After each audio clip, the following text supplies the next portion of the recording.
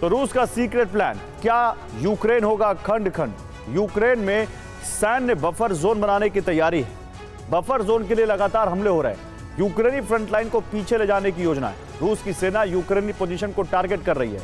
Buffer zone बनने से Ukraine की हमले की क्षमता घटेगी।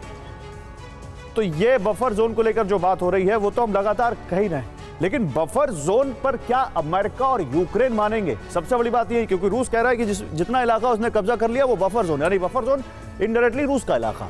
अब यूक्रेन लगातार रूस में हमले करके पुतिन के संयम की परीक्षा ले रहा था। रूस का भी धैर्य टूटा और फिर कीव पर बारूद की बरसात कर दी गई।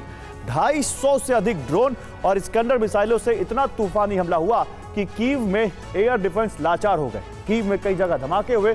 इससे पहले रूस की राजधानी मॉस्को पर यूक्रेन ने हमले की कोशिश की थी। पुतिन राजधानी पर हमले का बदला यूक्रेन की राजधानी को तबाह करके पुतिन ने लिया है। बेहद तेज रफ्तार से मिसाइल राजधानी में दाखिल हुई।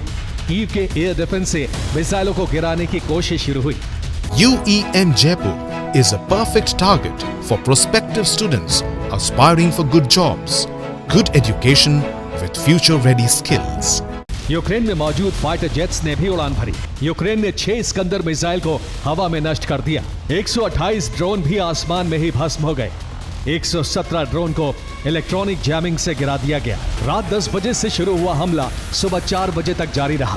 पूरी रात कीव में धमाके होते रहे और कीव के लोग मेट्रो स्टेशन और दूसरी जगहों पर छिपे रहे। राजधानी पर हमले की जरूरत का बदला यूक्रेन की राजधानी से लिया है। कैसे, ये हम आपको बताते हैं। मॉस्को में एयरपोर्ट को बंद करना पड़ा था। यूक्रेन के कई ड्रोन मॉस्को की तरफ बढ़ रहे थे। रूस ने सभी ड्रोन हमलों को नाकाम कर दिया। रिपोर्ट के मुताबिक जेलेंस्की परिवार समेत कीव छोड़ चुके हैं। सरकार के मंत्री भी कीव से भाग चुके हैं। 3 दिन में यूक्रेन ने 1177 ड्रोन से हमला किया। सभी हमले 20 मई से 23 मई के बीच हुए। बेलगोरोद, कुर्स्क, ब्रियांस्क, कालुगा तक हमले हुए।